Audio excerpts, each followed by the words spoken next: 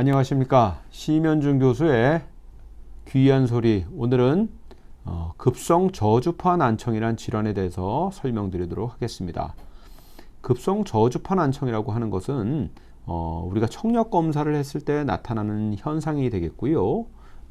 대개 급성 저주파 난청은 우리가 느낄 때는, 환자분이 느낄 때는 귀 먹먹함으로 느끼는 경우가 많습니다. 급성 저주파 난청은 보통 양쪽 귀로 오지는 않고요. 한쪽 귀로 오기 때문에 한쪽 귀가 먹먹한 증상이 한 하루 또는 며칠씩 지속되는 그런 식으로 오게 되고, 경우에 따라서는 이것을 양쪽 귀라고 느끼는 분도 있긴 하겠습니다. 네. 급성 저주파 난청이 생기는 원인은 우리 속귀에 있는 이 달팽이관 그리고 이 평형감각기관 안에 림프액이라는 액체가 흘러다니는데 그 액체의 압력이 올라가면서 발생하는 질환이 되겠습니다. 압력이 올라가는 원인이 무엇일까요? 림프액은 우리 귀 안에 내부 구조에서 생성이 되고 배출이 되고 생성이 되고 배출이 되고 하는데 생성이 좀 많이 되거나 배출이 안 되거나 그런 것인데, 우리 몸 안에 일정 공간에 있는 액체의 양은 전해질이라는 미량원소의 농도에서 결정이 됩니다. 그 미량원소, 전해질 중에 제일 중요한 게 NA라고 우리가 부르는 NA가 소금이죠. 소금, NaCl 소금이니까 나트륨의 양에 의해서 결정되는 경우가 많습니다. 그래서 이제 기본적으로 나트륨의 농도가 높으면 물을 잡고 있기 때문에 이런 급성 저주파 난청이 있는 분들은 소금기를 적게 섭취하라고 제가 말씀드린 경우가 많습니다. 급성 저주파 난청은 아까 이 내이에 있는 속귀에 있는 액체 압력이 올라가서 림프액의 압력이 올라가서 생긴다고 말씀드렸는데, 그래서 이것을 내림프 수종 그렇게 부르기도 합니다. 내림프액이 수종같이 이렇게 부풀어 올랐다. 그런 종괴같이. 그래서 내림프 수종이라고 부릅니다. 급성 저주파 난청의 대표적인 청력도입니다. 보시면 이게 빨간색이 오른쪽이고요. 파란색이 왼쪽 귀입니다. 가운데 중심 주파수가 1kHz고 보통 우리가 소리를 들을 때 가장 기준이 되는 주파수고, 남자들 목소리가 한 1kHz 정도라고 생각하면 됩니다. 여기서 좌측으로 가면 저주파수, 우측으로 가면 고주파수입니다.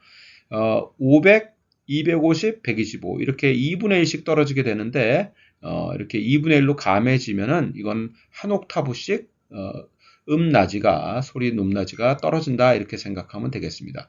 급성 저주파 난청이라고 하는 것은 1kHz 이상의 중간 주파수, 고주파수는 괜찮고 500Hz나 250Hz, 125Hz 쪽만 청력이 떨어지는 경우를 말하고요.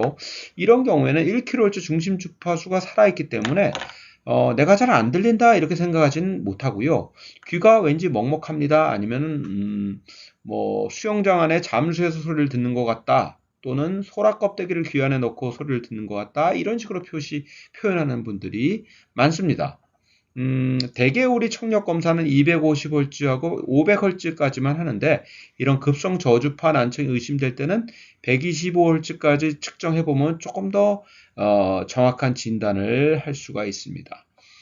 대표적인 증상이 이제 이충만감, 귀 먹먹함이지만 좀 예민하신 분들은 청력이 떨어졌어요 이렇게 이야기하기도 하고, 본인의 말소리가 울려서 들리는 증상, 그걸 우리가 자가강청 이렇게 부르는데, 본인 말소리가 울려서 들린다고 생각하시고 느끼시고, 그리고 이명, 음원이 없는데도 귀에서 어떤 소리를 느끼는 그런 증상을 같이 호소하기도 합니다. 아주 드물게 어지러움증을 같이 호소하시기도 합니다.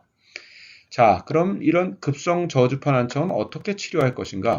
치료에 대해서 말씀드리도록 하겠습니다. 급성 저주파 난청은 아까 제가 처음에 말씀드렸듯이 달팽이관에 내림프액의 압력이 올라가서 생긴다고 말씀드렸고, 그 압력은 소금기가 잡고 있다고 말씀드렸습니다. 그래서 우선 저염식을 하시는 게 좋고요. 라면이나 분식이나 그런 거 드시지 마시고 집밥을 드시고 국이랑 찌개, 김치 같은 것을 좀 덜 드시면 되겠습니다. 그 다음엔 스테로이드라는 약물을 사용하는 것이 필요하겠는데요. 스테로이드는 두 가지 방법이 있습니다. 한 가지는 고막에 스테로이드를 주사해서 국소적으로 넣는 방법이 있고요. 한 가지는 먹는 스테로이드를 쓰는 방법이 있겠습니다. 먹는 스테로이드가 간편하긴 하지만 고용량을 사용하기 때문에 전신적인 부작용 걱정이 좀 있습니다. 그래서 급성 저주파 난청은 대개 예후가 좋은 편이기 때문에 먹는 스테로이드 쓰기보다는 고막에 스테로이드 주사를 먼저 하는 경우가 많습니다. 그리고 또 물을 빼내는 이런 이뇨제를 사용하기도 합니다. 네, 그러면 이제 급성 저주파수 난청의 예후에 대해서 말씀드리겠습니다. 다행히 급성 저주파수 난청은 매우 회복률이 높은 질환입니다. 대개 한 70%, 90%는 자연 회복되는 것으로 알려져 있고요. 굉장히 빨리 회복되는 분들은 병원에 와서 심지어 약을 쓰기 전에 이미 회복이 돼 있는 분들도 있어요. 그러니까 어제 급성 저주파 난청이 오고 귀가 먹먹해서 다음날 병원에 왔는데 병원에 와보면 이미 회복되어 있는 경우도 꽤 있습니다.